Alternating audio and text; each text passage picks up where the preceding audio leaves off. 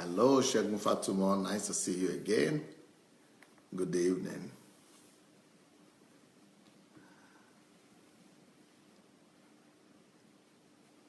Kennedy Festus, good evening.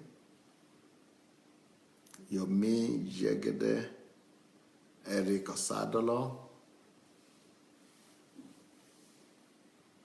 Anastasia McDonald,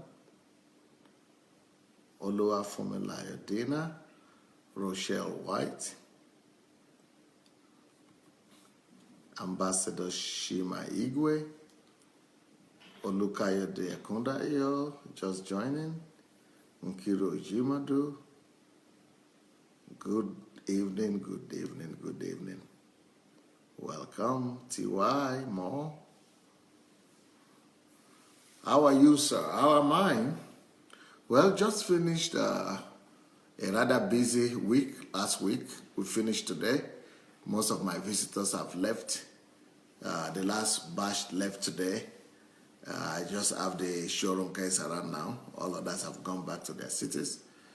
So, continuing my regular regime, continuing my schedule, my usual schedule, but still busy schedule. I'm doing my stuff, the things that I need to do, working as I need to, and just continuing working. Somebody wrote me today and said, Pastor, I expect you to take at least a few days off. A few days off?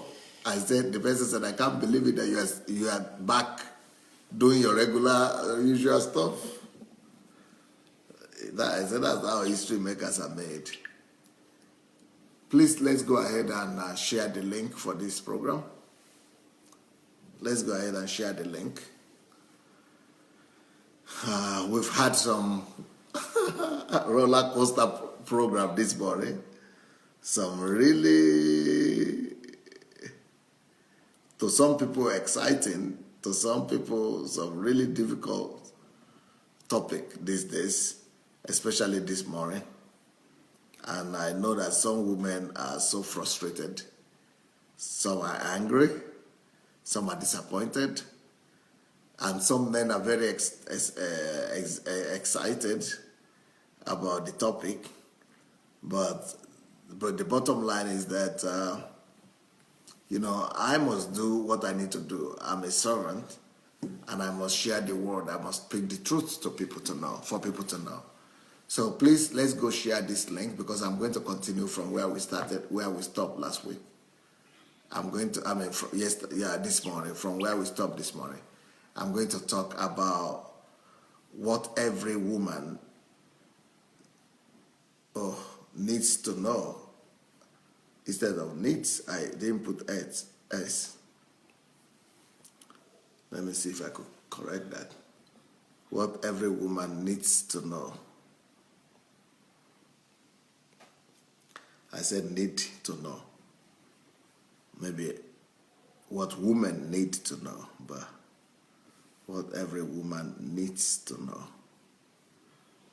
Let me see if I could correct that. So let's go and share the link.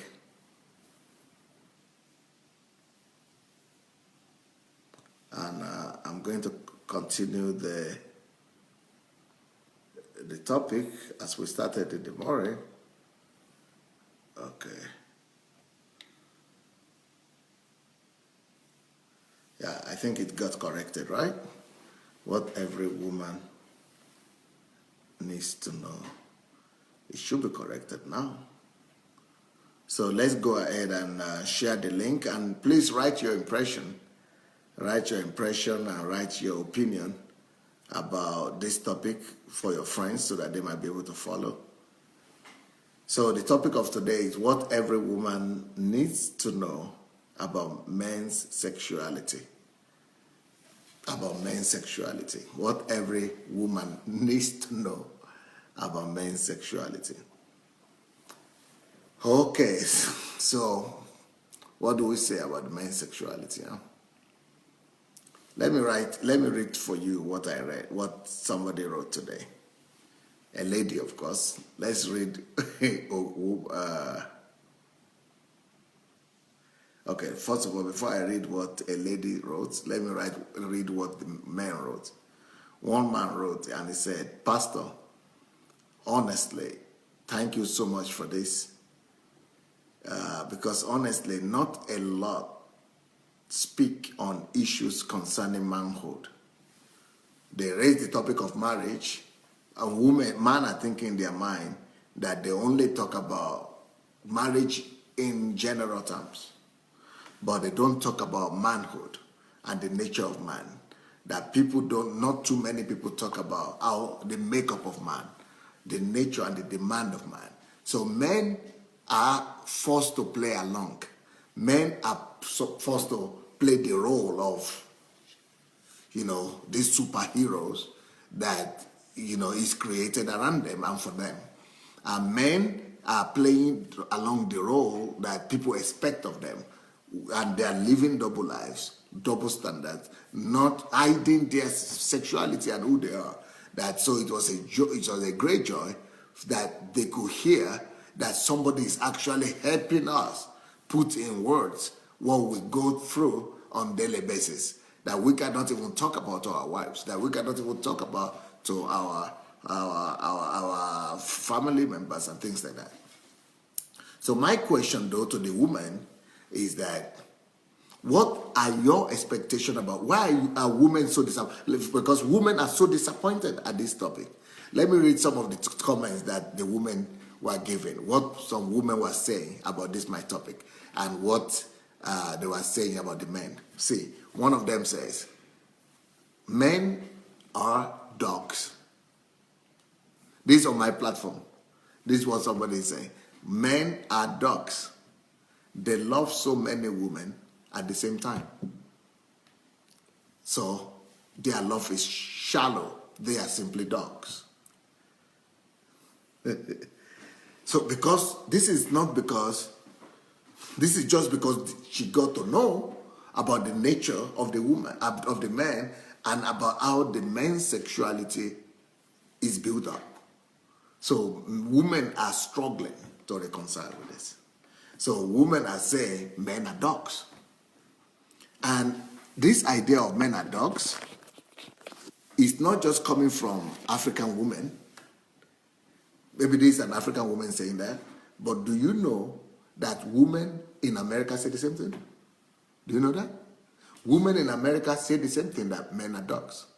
Do you know that women in Spain say the same thing, that women are dogs, men are dogs? Do you know that women in Europe, European women, say the same thing, that men are dogs? English women say the same thing, that men are dogs. And everybody in all culture, in all nations of the world, people are saying men are dogs just because of their sexuality. Now, so my thinking is this. Why is it that women don't question themselves and say, are they just dogs? Is it just possible that all of them are just dogs and bad? Or there is something we don't know? Or there is something about their makeup? Or there is something that we need to understand? And so, when you begin to question yourself, so I'm saying, okay, if you are saying men are dogs, why do you marry them? Why do you still go and put your life in the hands of the man?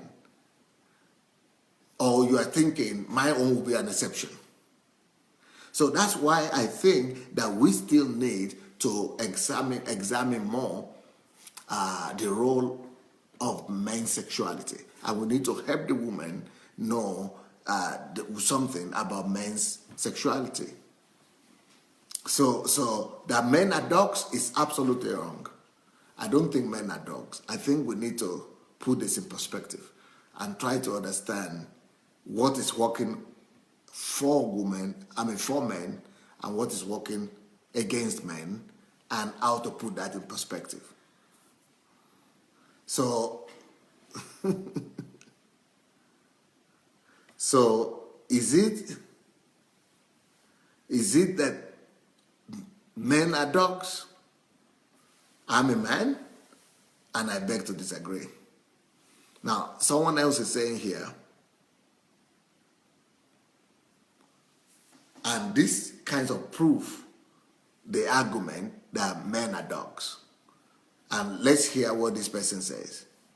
This person is saying, she's a woman, of course. I knew this, that men are like this to some extent, so I was prepared for it when I married.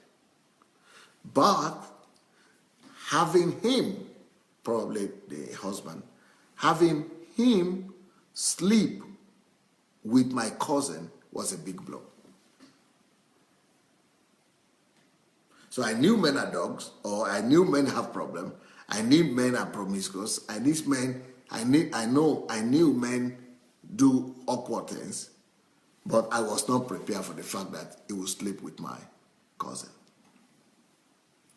So now, one thing that women are struggling with by saying men are dogs is that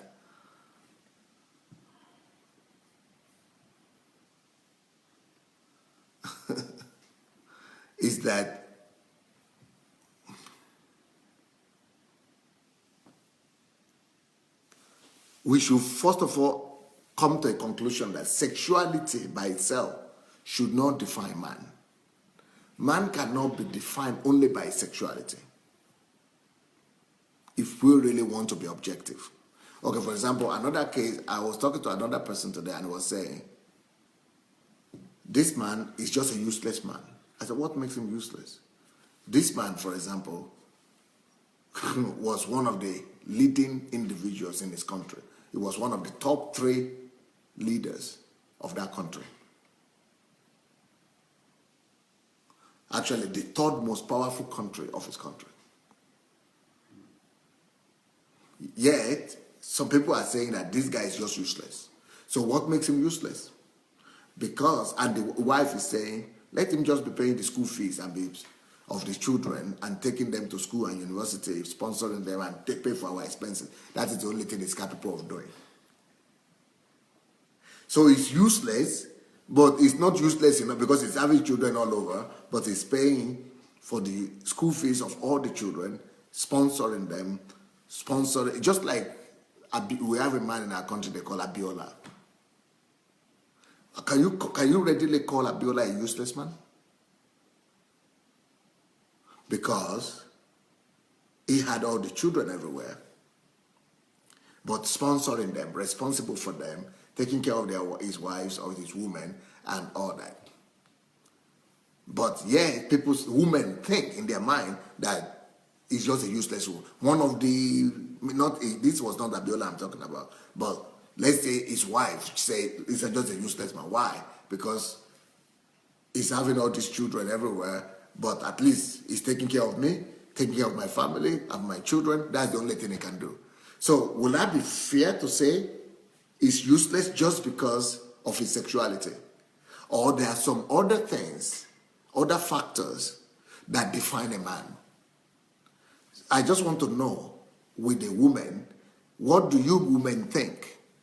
What defines a man? Is it just the sexuality that defines him? Or other things are there that need to be considered if we want to define a man?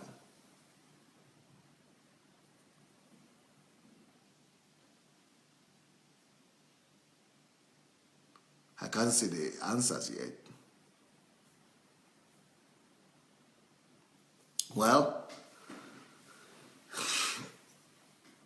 so if the only thing that you want to use to describe or define a man is his sexuality, then you could say men are dogs. But if you want to go beyond sexuality, then it's difficult to call men dogs. Okay, since I'm not getting any answer,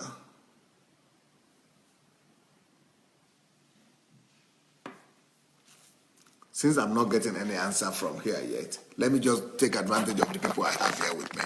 Let them give me their own responses. I want to hear what they think. Is it enough for sexuality to define? Let's start with the lady.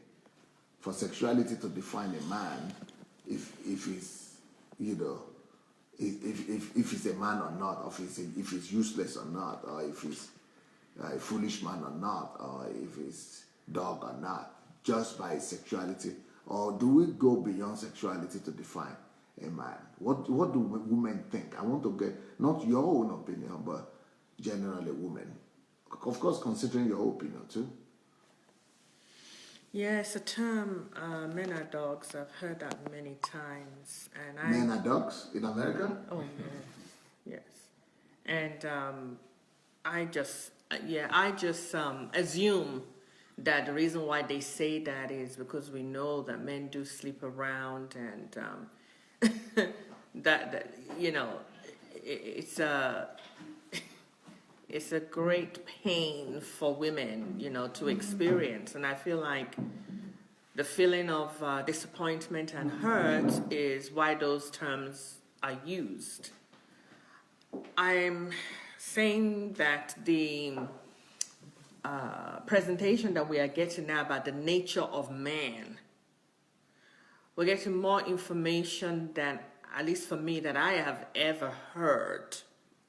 My hope and my delight is the fact that men are responding and saying, yes, it is our nature. This is how we are. And so the next thing that I'm looking at is for us women on this platform to ask questions that, if that be the nature, what should be our response? I would say that number one response would be, if we have daughters, if we have sisters, and preparing to get married, this should be something that should be shared to them, so they don't have an illusion of who a man is. From what you want a man to be, what I want a man to be, to what nature a man carries. A woman also carries a nature of her own. I'm sure if we asked the men, when you were marrying, what did you think the nature of a woman was, and what did you find out when you got married? It's like two different things. And knowing both natures, the nature of man, now we get a chance, like I say, to sort this thing out. But I would say to women now on this platform that if there be some deep questions or even issues of discussions, this is the time to do it. Put it out there, let's talk. And then for the men, as many of you who, are have overcome or overcoming this nature that we are describing, if there's ways that you've been able to have integrity and be the man of your wife's dreams, give those tips out on this platform. Because what's going to happen is that we really don't want to call ourselves names. We don't want to call women, you're all prostitutes, and we don't want to call men, you're all dogs. What we want here is to find out, how do these two natures that God has created in His image, let's not forget that, how does this work out? How can we deal with these issues that can be extremely painful, break up relationships? And on both sides are sad. They feel like they've been cheated out of the marriage in one way or another. So I would just say that use this platform to bring out your issues, to ask your questions, and the men that have been able to ride through this, overcoming, should also give tips out to and if women have been also successful in understanding men's nature, they should come out on this platform and bring out their ideas. What do you think, sir? Are men dogs? Are all men dogs? Actually, that's I don't know where the terminology came from. But have you heard that before? Yes, women have. say that. I have. Even growing up in Nigeria, it's been like that. And I think the reason boiled down from the fact that people just don't value each other. Like, men for so long have seen women as just a dumping ground. Because the first thing a man wants to do now is to get powerful, get money. Because, if you are rich and you can provide, you can get any woman that you want. And the thought is still prevalent, even in our age, not just our father's age. And actually saying that men are dogs, I don't think it's really fair on us, some of us men, that try very hard to understand our women and understand women generally and be able to respect them. Me, for example, not growing up with a father figure or no role model, I wrestle with that. When I was growing up, thinking that really, should we just act as dogs? Because they've seen us that way. But I really want to dissuade people that think that all men are like that. There's still a very small fraction of men that still believe and have integrity, believing that their body is the temple of the living God. Who work on themselves. And work on themselves day and night. They beat their body to subjection. They literally want to take their eyes out if it's a wandering eye. So really defining all men as dogs, I don't think is fair. The gentleman that you were talking about the fact that, let him just pay the bills, actually drives home the point that men are making why they act like dogs.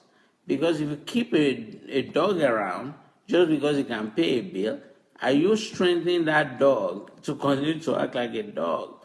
Or you want to really examine yourself and figure out, do I really need this man around and keep empowering him? Okay, the fact that he's able to pay his bills and the bills for the children, taking care of all the children and taking care of the wife, is that not a show of character enough? Or for the woman, that doesn't count? It counts. I mean, you are saying it counts for the it man. really counts. But that does not still excuse the fact that the woman just said, okay, I'm going to tolerate him. I think women need to speak up and really challenge your men that, listen, this kind of behavior, why did you marry me? This kind of behavior is not, let me help you. If you need sex, tell me. Well, let me tell you a secret in our family. I'm very busy. And sometimes I will just forget to even get down with my wife. And she will tell me, honey, it's time to make an appointment. When I hear that, I stop everything I'm doing and I'm all over lovey-dovey and caressing. And if sometimes you have to block a day and I'll just not go to work, that's how you can help your man. Because she's realizing that this guy has been going for weeks. How's he surviving? But I might be busy, I might not have a wandering eye, but she's concerned about me. The fact that, okay, you have not really had a release. Is it time for us to stop what we're doing? That's how you help your man. But is it? What do you say, Pastor Lola? The fact that a man is, I think that is responsibility. That is taking care of his children, his wives, providing for everybody. So that doesn't count for a woman. For a woman, but the woman is still saying he's a useless man.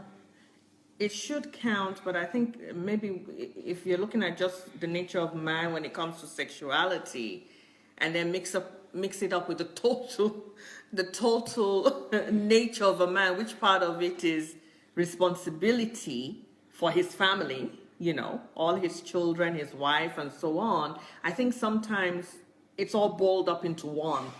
Even though it's all boiled up together, the sexuality. The sexuality nature of a man is all just boiled up. It's like that the thing that women see? Well, for me being a woman, I think that's the part, because it's such a personal part. It's like, how do you recover from your husband going out there sleeping with women, and then he's taking his responsibility, is helping the children out and the wife, but for a woman, that doesn't count. It just,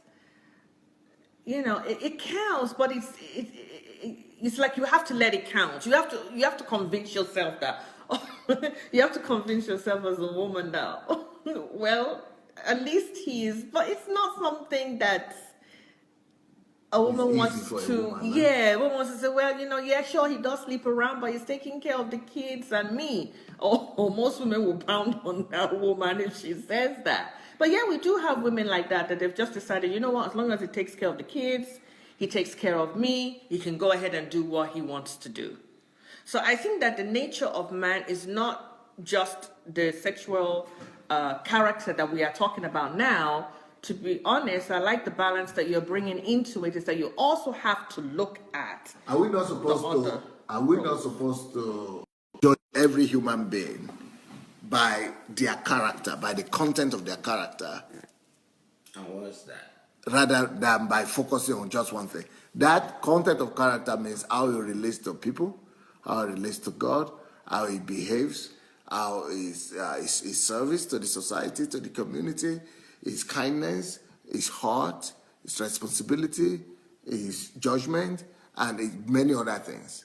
So, for example, if a man like Schwarzenegger, who came from nobody, from being a refugee or an immigrant in America, goes ahead and becomes a champion, becomes a movie star, make a great career for himself, and then he becomes the governor and all that. But he had that failure with his wife or with his something. That is part of it. You cannot avoid it. But the wife will come and say he's just a dog, so it's not worth it. I think, Huh? I think what you mentioned. You didn't finish The issue of men's unfaithfulness to a woman is so personal. It's so deep. Even if he pays for everything, that hole to be healed is going to take a lot. It's going to take a lot. We can look at it and say, well, at least it's better is taking responsibility of the home, the wife and the children. But we're talking about the wife, we're talking about the woman. She's wounded. She's a wounded soul that, how does she get to her whole self again? For some women, it's pain forever. For some women, it's pain to their grave. They will try to manage the matter, but it's like you talked about, diseases begin to arise within the body as she's trying to take it. So that's the kind of pain that it is. It's not like they will not appreciate the responsibility that the man is taking, but there's a wound, very deep wound that's going on, that she just has to decide to just sort of ignore it and just keep on moving on with life, which is very dangerous and very, very harmful for them. And I think women could help the men to know this wound, or to know about this wound, and to talk about these wounds. Yeah. The men don't know about these wounds. I can believe that. They don't even know what it seems like. Yeah. But for they could men, see her crying and just try to imagine it, but they don't experience it. No. You could imagine that? I can imagine that they wouldn't understand unless women talked about it. And like you were saying, you've been encouraging men to listen to their women. And if they listened more to the women will begin to reveal these things. Remember, she's not just going to say, she's going to want to believe that you are listening and that she's trusting you to be able to comfort her at her hurts. But that wound, men should know about it. It lasts forever. For any man that has a mother that has gone through their father having many wives or sleeping with many women, I think maybe men can relate, remembering the hurt that their mother went through. And a lot of these men end up really just loving their moms and taking care of their moms because they understand the sacrifice that their mother made to stay in the relationship just so that they could grow up and have a family. I think maybe that's the beginning for men. So what makes the ladies keep on going to marry them if they've seen that pain? Or they Isn't want that because amazing? they didn't experience that pain? we all believe that we are going to find our Prince Charming, and the approach is like a Prince Charming. A man is coming to say, I love you, I'd like you to be my only woman. And in our hearts, the way that we are made, our Prince Charming has come and we're going to work things out. That's the belief. We're going to work things out. You know, and then there are some other women who are aware that they, you know, before they get married, that their, you know, boyfriend do sleep around, but they believe that if they get married to him, that will stop. So but what about, so the ladies don't really know the creative nature of, I mean, not the creative nature, the seeding nature of the man. That men carry seeds and they plant these seeds. So nobody can guarantee for anybody. Even that man cannot guarantee what will happen in his own life. I mean, I believe there are some women that know, but probably they'll be very, you know, small in number. As far as the nature of man, I'm not too sure that people are learning it the way that we're learning it on this platform here. And like I say, with the men being on this platform and responding, I think it's the greatest help to realize that, yes, this is an issue. Women, you need to know about it, and we need to discuss this so that you're not unaware. You know? So is the sexuality enough a reason to say it's a dog, or its character counts? I mean, I can't say that it's like it's enough, but I'm just saying that it really blows everything away for the woman. It really just, it's so personal. It's so personal because you're expecting that your prince, he picked you because he finally decided that this is the person that I want. I'm going to be with you forever. I'm going to be faithful. And then it doesn't happen. And like we talked about, the feeling of I'm not good enough, the feeling of the other person that he's going to meet is better than you. Those kind of feelings all begin to arise, you know. So it's not easy to deal with. Doctor? Well, for that statement, we need to really digest it. If you look at... A man is a dog? Yes. How dogs mate. I actually observed one in my neighborhood. Two dogs were going in opposite direction. One turned around and started sniffing around. I started mating with the other dog. And I was like, is that how they see us? That we just go around the neighborhood and the first lady that opened her legs, we just jump in. It's actually more than that. Sexual sin is very complicated. Men are very deliberate before they get into the act. You know, you have to find a hotel, you have to find the lady attractive. That's what makes it, women need to understand the fact that it's a deliberate act. Because we don't just sniff around a dog and then get into one corner and just do it. You got to find a room, you got to make plans, maybe take her to dinner and all those things. In the past, I used to think that women are to blame before I got married, that women probably are not satisfying the man at home. But the more I know, especially in medical school, the more I realize the fact that our sexual organ is so sensitive and so that just looking at a pretty lady, we can just get aroused. And I was like, why is that? Why is it so connected to our senses? A female may smell nice and we just say, okay, it's time to go to bed.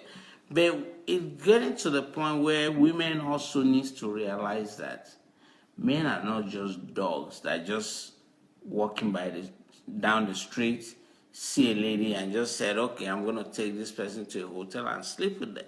It's not that. There might be situations where people get attracted and they start walking in close proximity and then they develop things and the lady is ready to go with the man. But to just generalize every man as a dog, I don't think. But the fact that he's paying the bills and he's taking care, does that count, or does his character count to describe the man, or it doesn't count, just the sexuality? In this case of men are dogs, when women say that, they are not considering any other thing that you did. They are just talking about that act of sexual acts. But would that be fair though if the man is as accomplished as like Abiola or Yes, like other yes, people? it will be fair. One of the characters that make a man is not how many holes you stick your thing into. What makes your character? You mentioned it. You said the fear of God. If we don't have that fear of God, everything else just falls apart. What constrains us in everything we do, whether we want to be motivated to go and be a provider for our family, a protector, it still boils down to that No, we are one. talking about general men. There are even some religions that allow it. So that's not talking about fear of God now. Because even in their religion, fear of God needs to even have more. And then there are some people who don't believe in God. We're just talking about the nature of men generally. Well, I've only known two religions, Christianity and Islam. Islam, I was born into Islam. And even then, the imams, they will have to go marry the lady if they feel sexual urge towards them. Even though religion allows them to marry as many as they can take care of. Just a minute, please. Davida is saying paying the bills has nothing to do with sleeping around. Sleeping around is simply wrong. Yes, we are not saying that sleeping around is right. We are just saying that does sleeping around, does justify calling a man dog. So what we are talking about is that the man is a dog. He's not paying bills. We are saying that is it a dog? He's paying the bills, yet it's a dog. He's doing all other things. He's getting success in his business, yet it's a dog. So what we are saying is that he's sleeping around alone, the reason that qualifies him to a dog. Not sleeping around, not paying the bills makes him a dog or not. Yes. Yeah, well, let me help Davida by saying that it is absolutely right to call a man a dog. I don't care how many millions they have. If they cannot control themselves sexually. You see, my study, personal study in life, I found that that's number one reason why great men that God has already anointed to be great men never become great men. Because they can't control the sexual urge. And you find yourself every day putting your body under subjection just to attain to the heights. There was something that Pastor said that resonated with me. I realized that when I'm very busy, I have a lot of beautiful ladies in my practice. I love them like a sister, but I've made my decision that I'm going to treat them like a lady. Even if they are single, if they are available, I don't really care. In fact, I will introduce them to my wife to make sure that they know that this guy is married. One has asked me before, are you happily married? And I said, why are you asking? He said, because I thought maybe you want a sidekick. I said, I don't want a sidekick. I have a wife. You need to meet her. Wonderful woman. And when she did, she said, you're right. Your wife really cares for you and love you. And that is where men needs to get to. If as a man, I am dating a woman, and she has wandering eyes too, like I found her not being, saying that she was going to go somewhere, but she's not there. I'm going to start thinking that, okay, well, maybe I should go get a sidekick. So what we are saying is that character really boils down to a man making a decision that this is a commitment, it's not an agreement, it's not a business deal. I am committing to the woman that I marry, and period, that's it. Talking about people that really says, okay, I don't have religion, I can sleep with as many women as I... Just remember that spiral thing that Pastor showed us. You are messing with their emotions. You can compartmentalize and just say, okay, I dump here, I'm going to go to the... But look at the wreckage you are leaving behind. And that's why they call you qualified to be called a dog. I totally support men that are...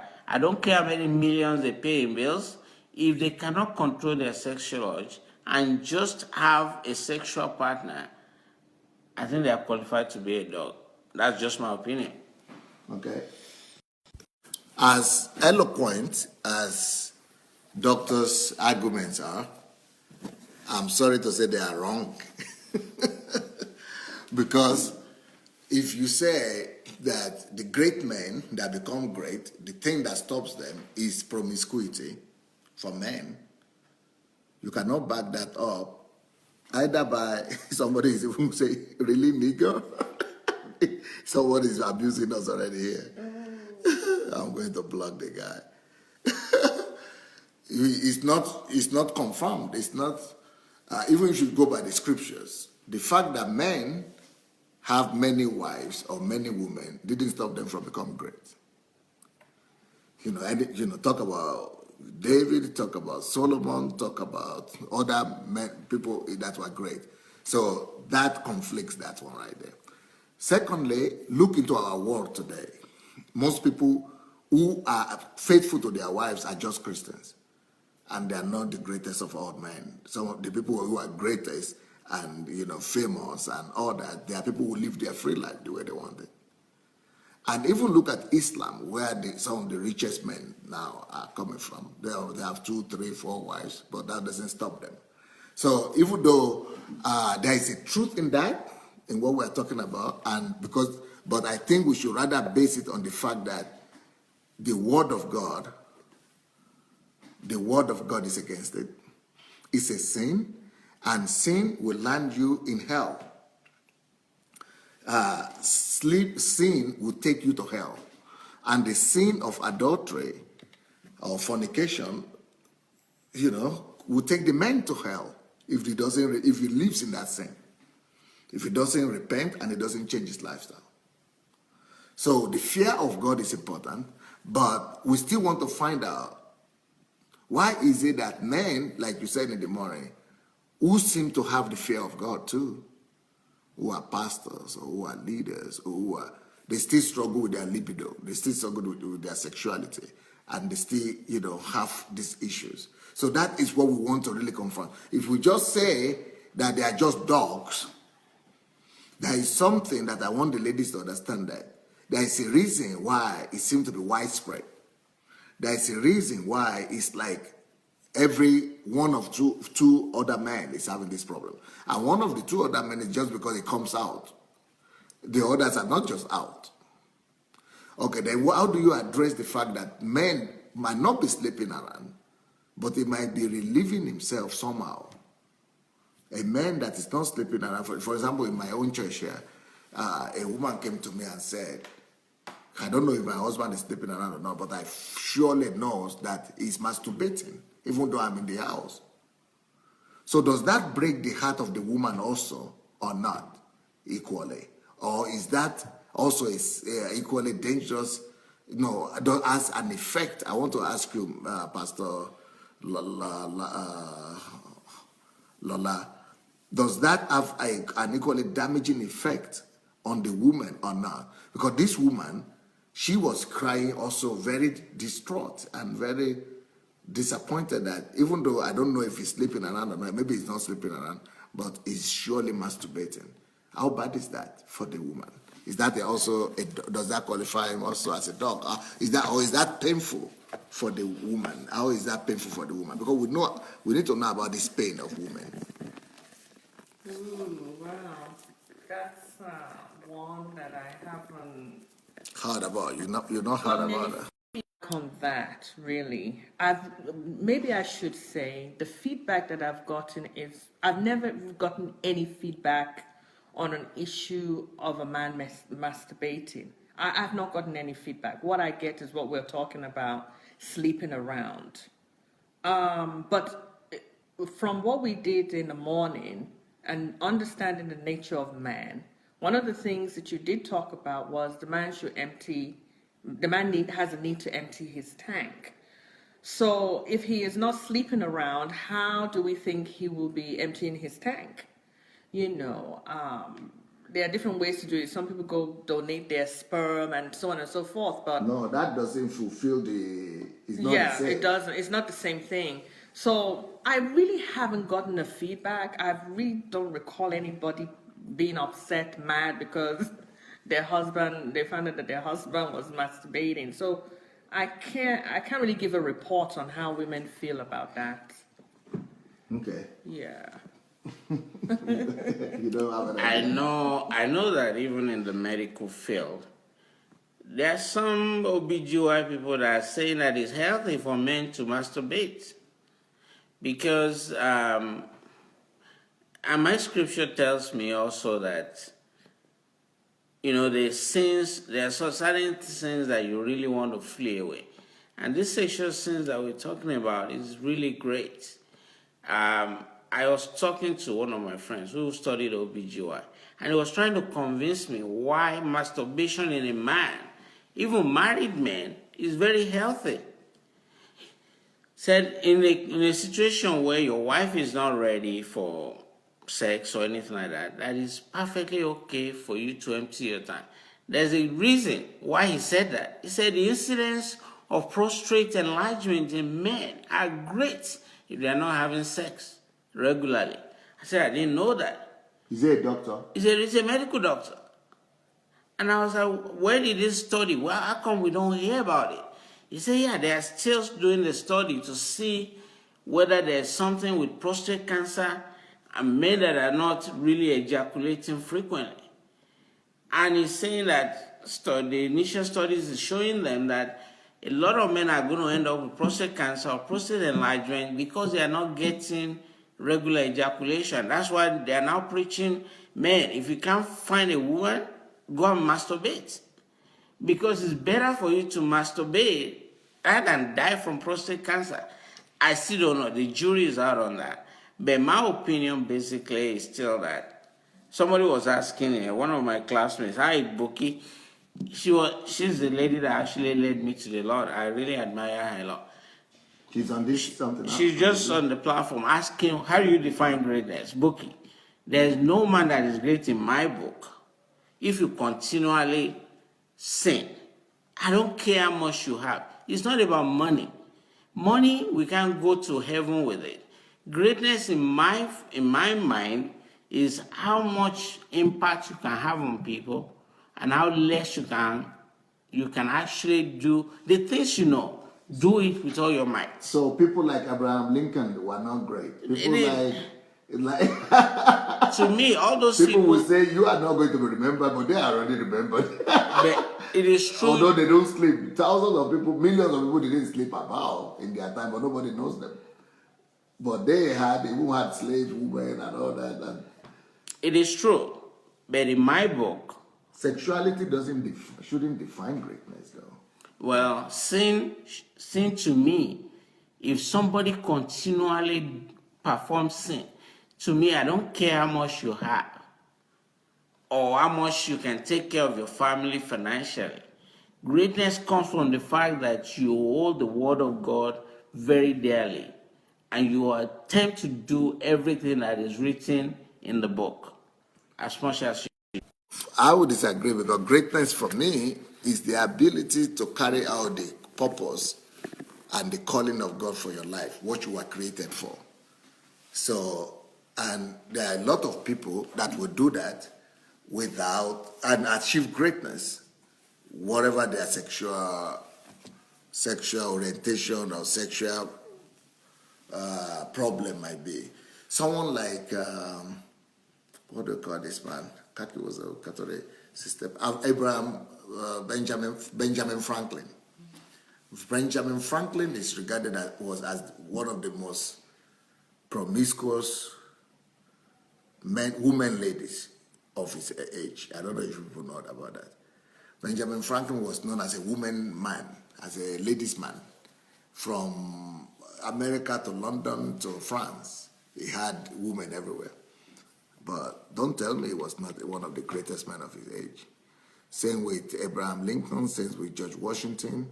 So I think greatness has to do with your calling, your destiny, and how much you are faithful to fulfilling that calling. You know that people like Martin Luther King Jr., who was the civil rights liberty leader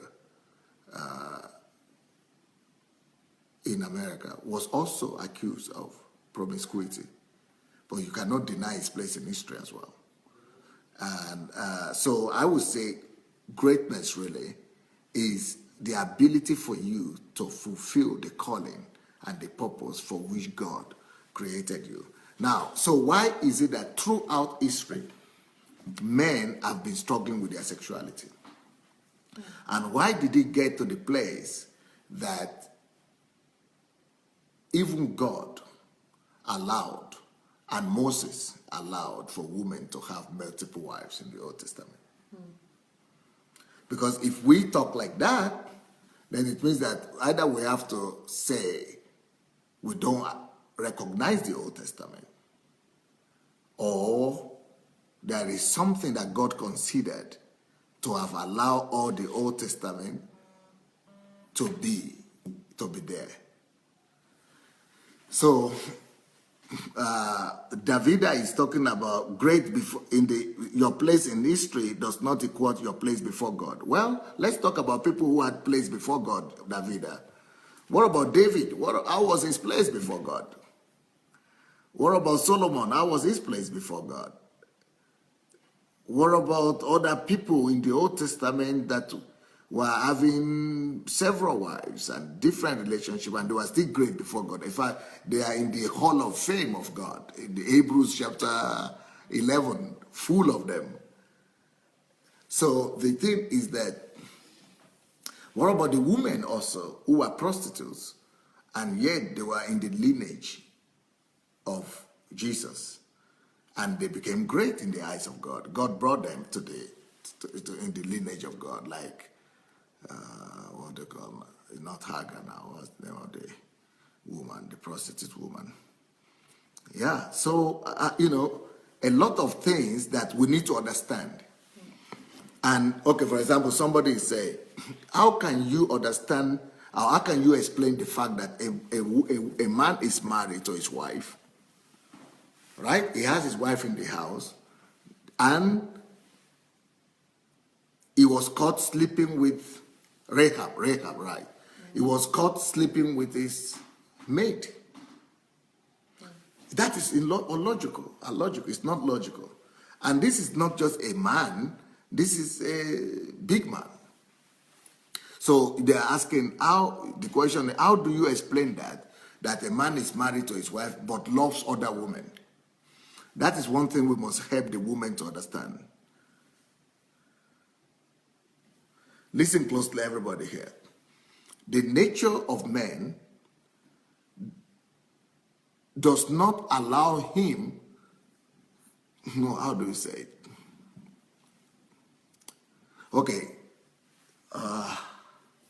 What you are saying is that because he's married to the wife, the fact that he's married to the wife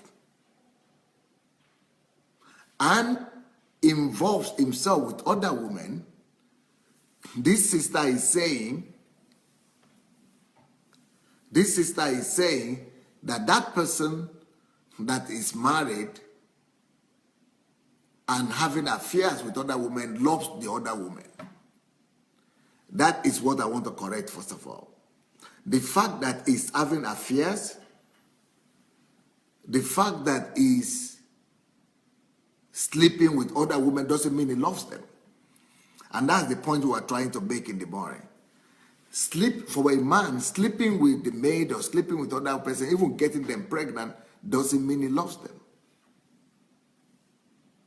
If you know the nature of men, the way men are built, sex doesn't equal love.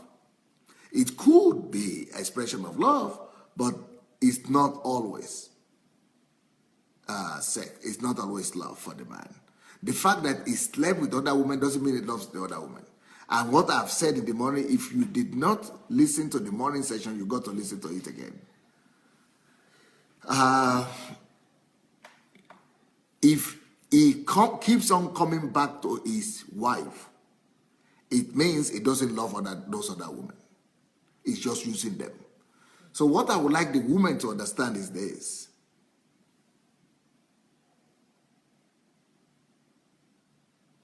The fact that he's sleeping with those women, even you women who are single, if a married man is trying to sleep with you, he doesn't love you.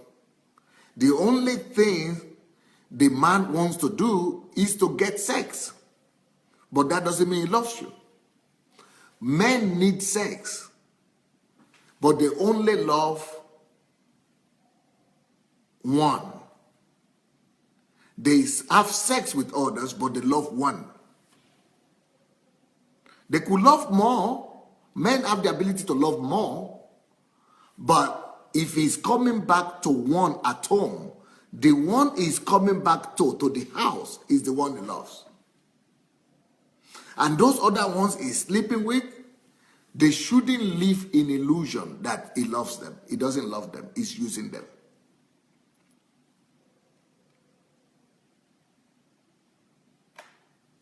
So what women should know is this: any form of sex outside of marriage is using, is not loving. Even if the person wants to sleep with you before marriage, when you are dating, that is still using, that is not loving. The person who wants to sleep with you out of marriage, if any kind of sex outside of marriage, it's not just a sin, but it's an attempt to satisfy the man, his sexual urge, but is not a demonstration from the man that he loves the woman. The man doesn't love any woman that he wants to sleep with, aside from his wife. Let me tell you a story about myself. And men will understand where I'm coming from. Can you believe it? I was having, and this is where some people got some stories that Pastor Sunday has slept with 20 women.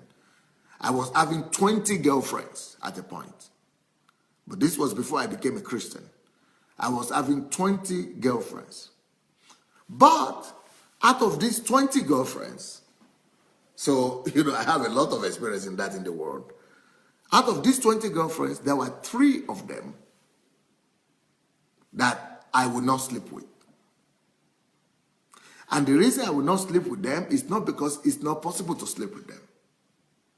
It's because I feel that I love them. And because I love them, I didn't want to touch them. Because I love them, I decided to. In fact, I even went to the extent of providing my own surveillance and security for people to be watching after them so that nobody would touch them, not just me. I was not touching them, and I was making sure that nobody would touch them. But other women who I knew were already loosed, other women who I knew were already soft and easy, other women that didn't even resist, I was sleeping with them. So how did I get to the point of knowing which one to sleep with out of these girls and which one not to sleep with?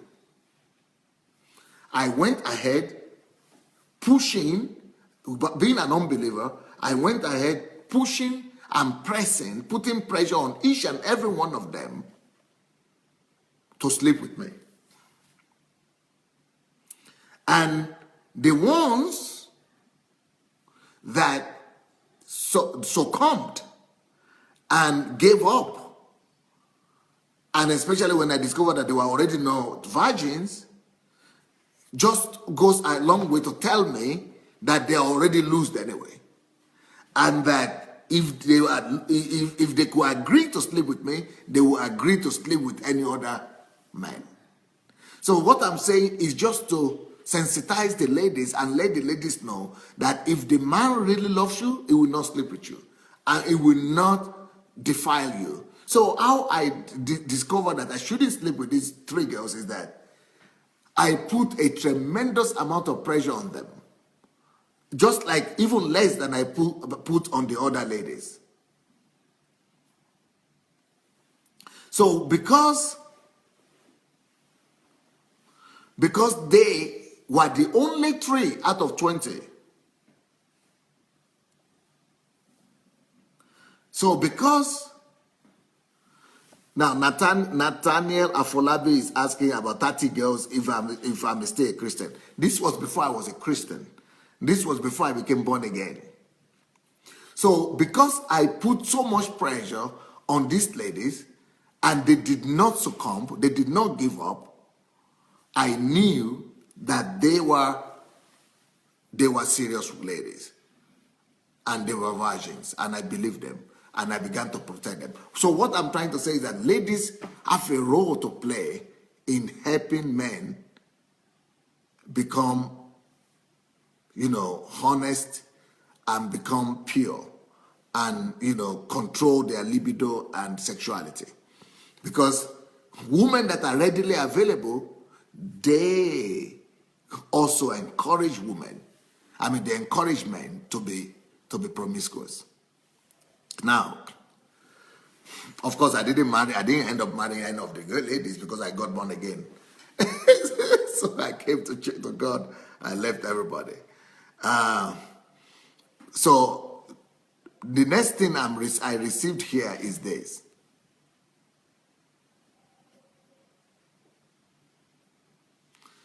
Somebody is saying, I don't believe that God made men that way because it's not possible that somebody cannot control himself. God didn't make men to have so much libido and desire for sexuality. God made everybody to be able to control themselves. But they just cannot submit to God's authority and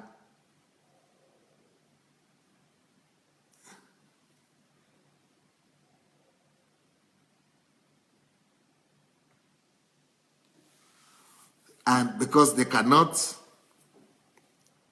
Okay, Davida is saying, men stay in marriages when they are sleeping around because they need to be married to someone for their status in the society. Some stay married because of convenience, not because of love, which is true. Men have high sexual desire, but not an uncontrollable sexual desire. You see, people like Davida, who already know from A to Z about women, about men, there's no way you can tell them anything otherwise because they already know. You see, that is we have our stereotypes. People have their own stereotypes and they cannot even consider the possibility of any other thing. The fact that a man had an affair or is having an affair doesn't mean that he doesn't love the wife. It's not true. Like I've shown to you many, many times. I'm going to show you again. Men are built differently than the women. It's possible for man to love one woman, the wife, and still have an affair. That is just their build-up. And I have shown you this so many times. You don't have to believe it, but the life around us tells us the truth of it.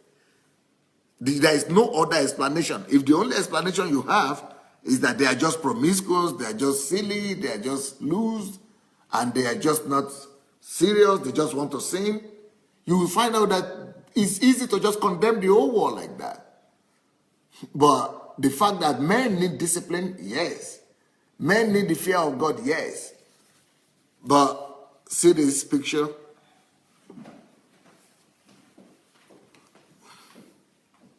But let me tell you what will keep men from sin.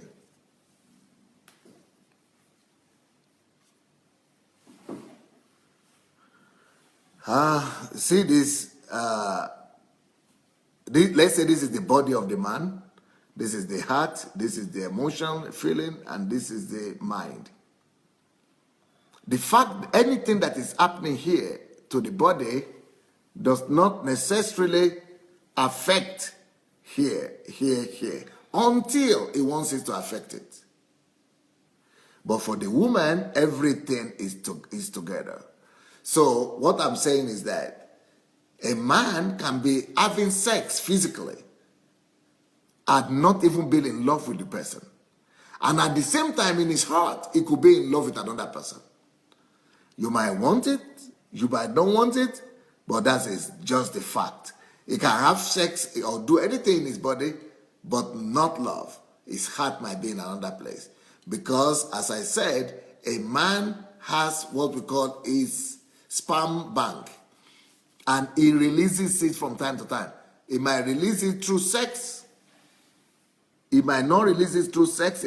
Some people are addicted to pornography, and that is how they release their sperm bank, empty their sperm bank. Some people do masturbation, and that is how they release their sperm bank.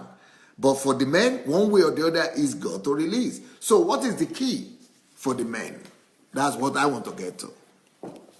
How can a man not get himself involved in extramarital affairs? How can the man not get himself involved in masturbation? How can a man not get himself involved with pornography? Three things.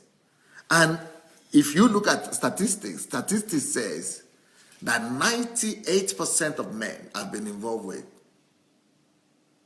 masturbation or pornography. It's just like all of them, 100%. So why is this possible? It means there is something there. And I'm telling you, that is having to do with their protruding nature. Men have the protruding nature, and they've got to do something about it.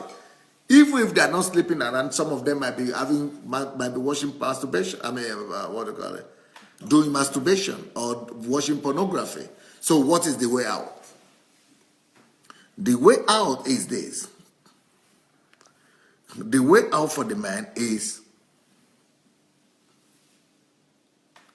number one, busy. But the fact that the man is busy mentally is not enough. The man has to be busy physically. Number two, the man has to live an active life, and especially be involved in sports. That might be able to reduce, but that doesn't remove his nature. Thirdly, the thing that might be able to help the man, he needs to have an understanding wife. A wife that will be there for him almost all the time. And we know that it is not possible for a woman to be ready 100% at all times.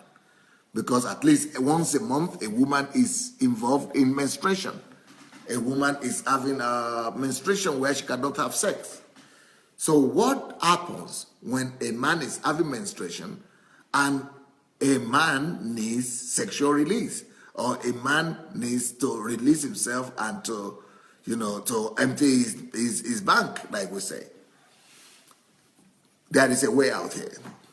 Somebody will actually ask me the question, how can we help the men empty their banks? Because it is not possible for a woman to be ready 100% and every day. Not just the menstruation. A woman might be having menstruation. A woman might be having bad mood. A woman might not be in the mood. A woman might be having mood swing. Maybe they just had an argument, or maybe they just had a disagreement, or maybe they just had a fight, or maybe they just had a quarrel, and it will be equal to rape if you go and ask a woman for a sex and have your way and force her or make her to have sex with you when she's not in the mood, or when she just had a quarrel, or when she just had a disagreement. You cannot do that, because that will be tantamount to rape. And that is why in Europe now they call something rape in the family. So how can a woman then still help the husband? How can a woman still help him to release if he wants it and she's not ready? That is where maturity comes into play. That is why maturity comes into play. Because if a man really is pressured sexually, wants to release, and he cannot, and or the woman is not available, you know what most men do? They go to the toilet and they still do it anyway. Or they go and go into the computer and they still do it anyway. So women must be wise and use old woman's trick. What is the old woman trick, which I want to teach you today? How can you help your man still be sexually fulfilled, and despite the fact that you are not ready? Now, anything I will say concerning this topic will be criticized, and people will tag it and give it any name, and begin to say that is perversion or that is wrong or something. But if you are smart and you know that you want to help your own husband, and you love your husband, and you want to prevent him from going somewhere else, or running about or being addictive to pornography or masturbation, be smart, woman. As a smart wife, tell him, I cannot do sex now. I cannot, tell him that you cannot be intimate now. You are not in the mood. Just tell the truth. And women who are married know exactly what I'm talking about. It is not possible for them to always be in the mood. It is not possible for them to always, and just to be suffering in silence is not the best thing as well. I don't believe it that a woman should just open her legs just because what pastors say that she must perform a duty, a marital duty, that you must just perform that marital duty. A woman shouldn't be killing herself just because she wants to, to do some marital duty.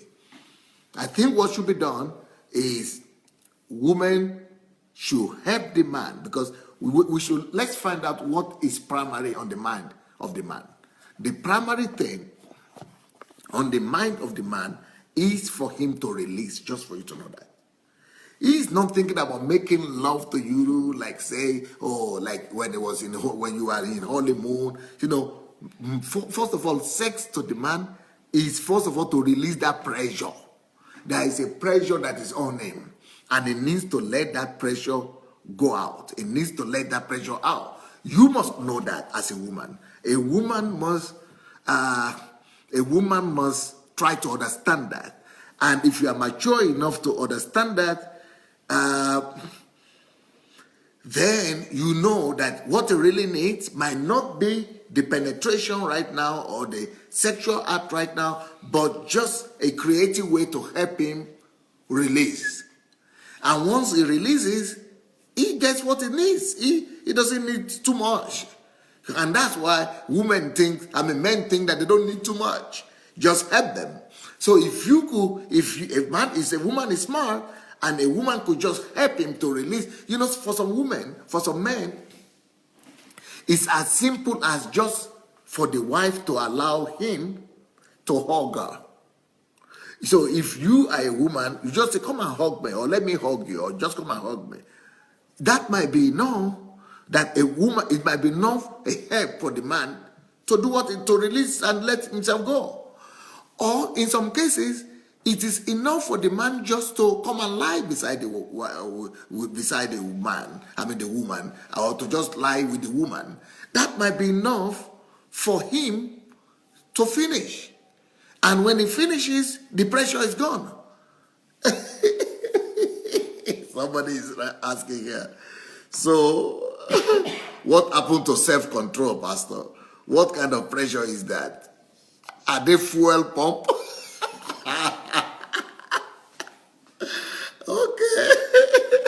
What happened to self-control?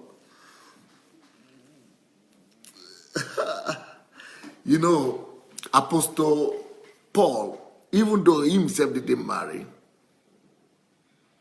but he spoke about this pressure. This pressure is in 1 Corinthians chapter 7. 1 Corinthians chapter 7, And it talks about there is a place for this pressure. There is something they call sexual pressure, or he calls it that don't burn, burning in the flesh. You know, don't let yourself just be burning like that. And instead of you to burn, you know, why don't you just help out? Help the man out. Help your man out instead of you allowing him to burn. And the Bible talks about that also. Even though Apostle Paul himself is the one who spoke about self-control. Apostle Paul called self-control one of the fruit of the Spirit. But despite the fact that he knows about self-control, and he knows that he could have used self-control in this situation, but he's not recommending self-control in this situation. He's saying, go and meet your woman.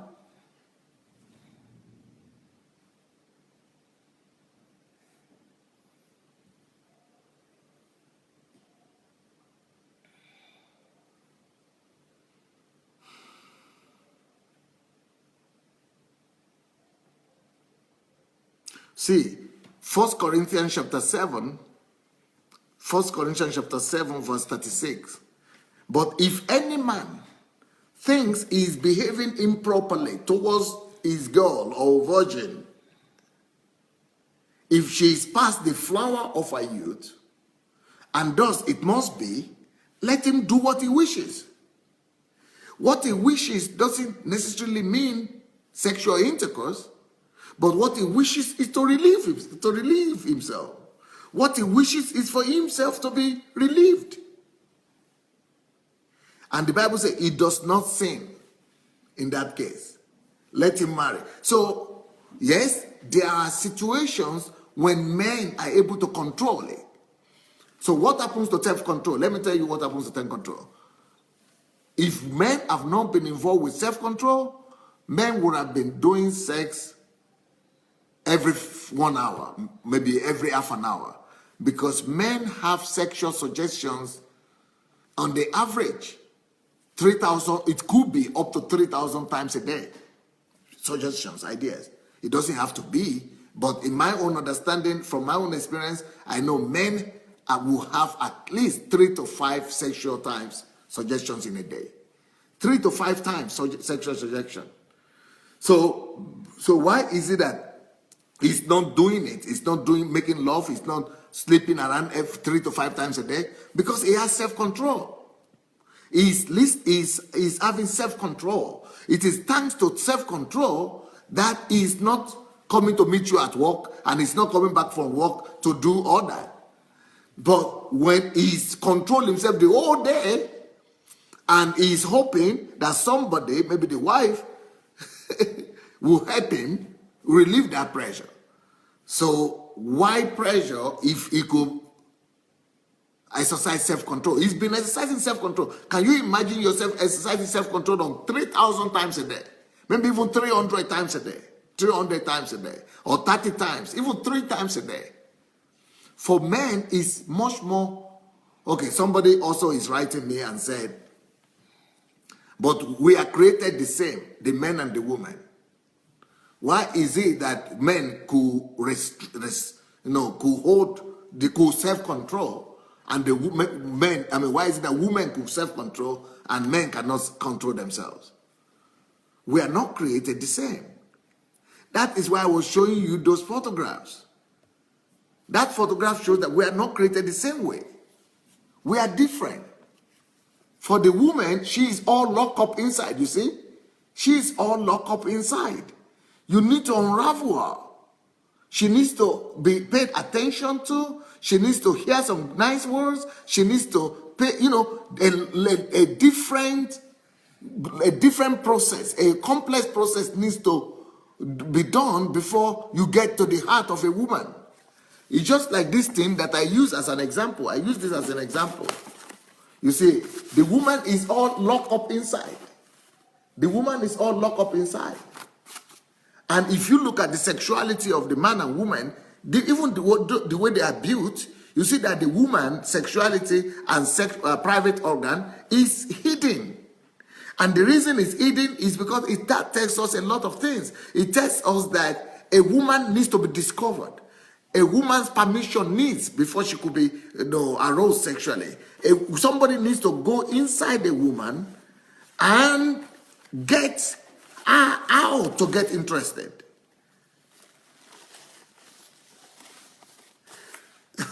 Somebody needs to go and get inside her and get her interested through attention, through love, through all that. But for the men, Katerina Adamoleku is writing, Pastor, men who think 5 times a day about sex are not busy. They need medical attention.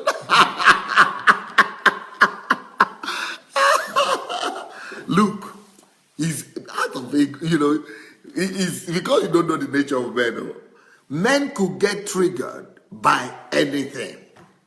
Doctor, you are a medical doctor. Tell me, 3 times a day about sex, a man cannot think. If he's thinking, or if he gets suggestions, sexual suggestions 3 times or 5 times a day, needs medical attention. Yeah, I'm trying to say, men could get triggered by anything. If he's busy, he might be busy using his computer and see a picture, or just remember some film he has watched before, and anything could come up in him. Well, let's see what doctor will say about that. Does he need medical attention? Well, I don't think he needs medical attention. I know being busy is a good distraction. For me personally, I always remember that devil finds work for him. Yeah. So I'm always busy. I do, yeah. I'm always constantly busy. My wife knows this about me. If I'm not home, I'm in the office. Because I own my own business, I spent an average of 10 to 11 hours in my office. In fact, sometimes she will call me and say, honey, dinner is ready. Then I look at it, I was like, oh, I need to go home. I keep myself so busy that I don't have time to be going to parties and be seeing girls and things. I have enough temptation on my job. When ladies will come... Is it possible to have temptations 3 times, 5 times a day? Oh, yeah. I mean, when you are in a position that I find myself, people look at me as successful black guy in a white world, or he has his own practice and things. So for a man, that is possible. Because the ladies can't understand that. How can you have temptation in 3 times or 5 times? It could be just you seeing the knee of a lady, the skirt rides up, and you see fine legs, and especially some of my white patients, they have very beautiful skin. And they will come in with a very short pant. So I have a blanket in my office, and my staff knows that. Once I get up, they know that's a clue. They will say, oh, it's cold in here. Or they deliberately turn the air condition down to make it cold so they can cover the lady. Because those sexual temptations are everywhere. Easy for the men. And you can never find anybody more born again than I am. More spirit, tongue filled, but the sexual temptations are there. You can't take it away from a man. It is there. Even though my wife is in the office with me, they will still be chatting. These ladies will be chatting and giving me suggestions about sleeping with each other and things. So you find yourself as a man that if you don't have serious self-control. What another man is writing here. A brother here is writing, Tayo Stephen. Stephen is saying, Pastor, make you don't argue with them. Don't argue with them. Stop explaining to these women. Stop explaining to them. Leave them alone. Let them keep on arguing. Let them keep on arguing. They might want, if they want to believe, let them believe. If they don't want to believe, let them not believe. Right. She knows that once I start saying, oh, have you met my wife? That means that I want these ladies to know that I'm married and my wife is right next door. My wife's office is right next to my office. In fact, sometimes I'll go call her and say, come and bail me out. Oh, let me introduce you to this lady. There are some women out there that are really looking for good men. And when they see you as epitome of success. You love your wife. Maybe you can transfer it to them. So those suggestions are always there. They are always there. I can tell you personally, if I don't get tempted 8 times a day, I've not started. 8. Yeah. So it's even more than 5. It's more than that. I'm talking about 3-5 times a day minimum for the man. But Sunday, all the people that work for me are women. You've seen them whenever we talk those guys, and they are very pretty. In fact, somebody asked me, do you put them in a lineup, in a beauty pageant before you pick them? They come to work, they deliberately will not wear gado so that their bum will be, they might just be walking in front of you. You get, as a man, you have to look. You're like wondering, wow, does she have anything under that scrub? But you have to control yourself. It's self-control that keeps us, and the grace of God. I'll tell you that more than self-control, what I've discovered is that in my own office, I went and when I'm in the office, I have a door, but the door is glass. So I put a glass door so that no matter what is happening in the office, all my secretaries that are in the other room, they could look through. So, that's one of the ways that men could fight, sexual suggestions in a day, or, sexual temptations. So put yourself in a place where you will not be alone with the opposite sex. Secondly, always have somebody around you, or always have people around you. Always surround yourself with people. So those are some of the things that will help you. But let me tell you what will really help you.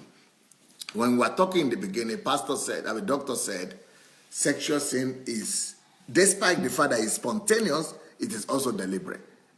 So, because when it is, the idea comes to you, or it paralyzes you, you just have it, but you still have to act. You still need to get to the hotel, you need to get to a room, you need to go somewhere. But even though you have already been paralyzed, but it is intentional in the sense that you have to intentionally get get a room, or get an address, or get a place. That is the intentional part of it. Now, but when the sexual urge comes, some men cannot think anymore. So that is the good thing about working with your wife in the same place. That is another thing that could help. Now, that's a bad suggestion, because many people will never be able to do that. Sorry, many people will never be able to do that, but that could help for anybody that has the opportunity. But let me tell you what will really help. I, as a man, I've come to discover that man, by his own strength, can actually do nothing. We all need grace, especially when it comes to sexual.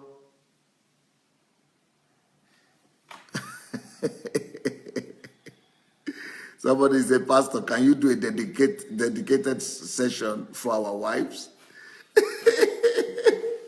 Anyway, when it comes to sexual sin of men, because of their nature and because of their fragility, men are so fragile. Because like I just told you about sexuality of the woman, that she's hidden. She's totally hidden. She's totally hidden, right? Yeah, you can't say it. You have to go inside. You have to sew into her. You have to go inside to get her.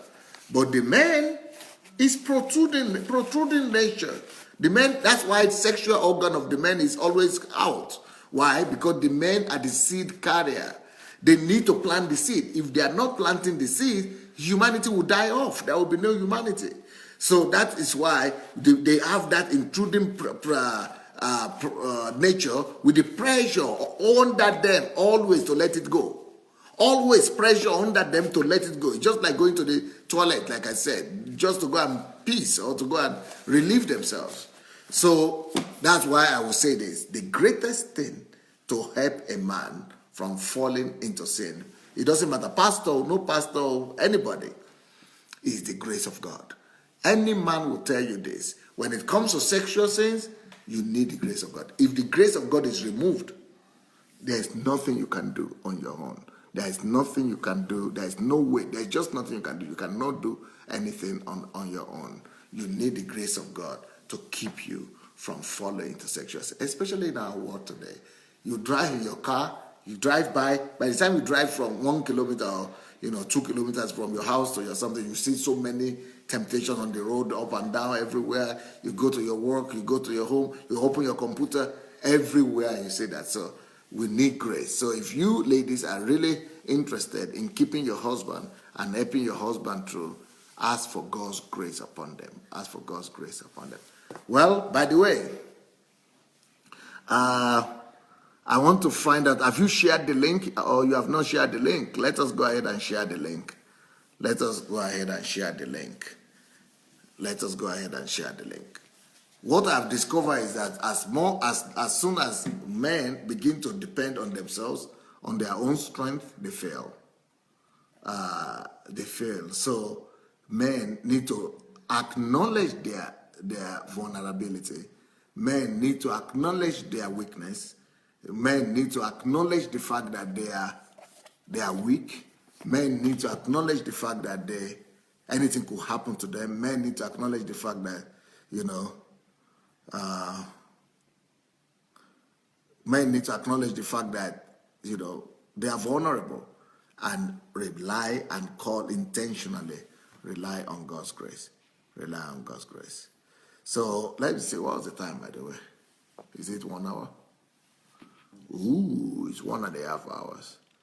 I have to continue the topic during the day, maybe tomorrow. Why doctor and pastor are here, the showroom case are here, maybe. So, thank you so much for your time. Thank you so very much for your time. It was nice being with you people.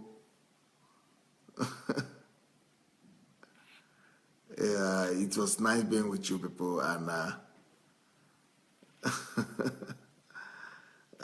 hope this has been able to help somebody, despite the fact that I'm sure a lot of ladies are not happy with this topic. Maybe I will not go to it again. Maybe I will just finish the topic today. Maybe after today, I will just cease talking about this particular topic, so that men are saying it's awesome, men are saying thank you, but the women are not very happy. So,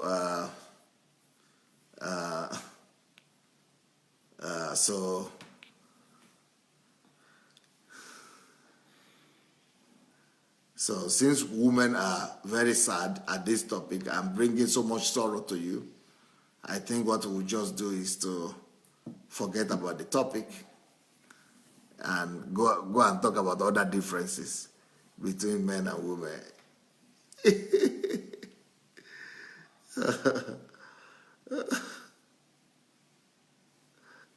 Jide is saying, no. Pastor, women have not finished yet learning. They have to talk more to them. But if it's making them to be sad, why should you break the heart of our ladies? Olamide Ade is saying, no, it's eye-opening, make you continue. So all the men want me to continue. So what do we do with the women? Women are saying nobody has an excuse to sin. Is it an excuse to sin? This is not an excuse to sin, no. So I don't want anybody to look at this as an excuse to sin. It is not an excuse to sin. It is just something that we all need to know. It is not an excuse to sin. There is no excuse to sin. It is just knowing our differences. So I will not say this is an excuse to sin.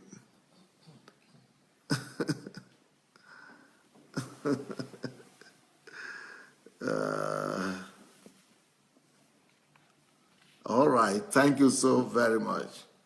Have a wonderful day. Blessings. Bye.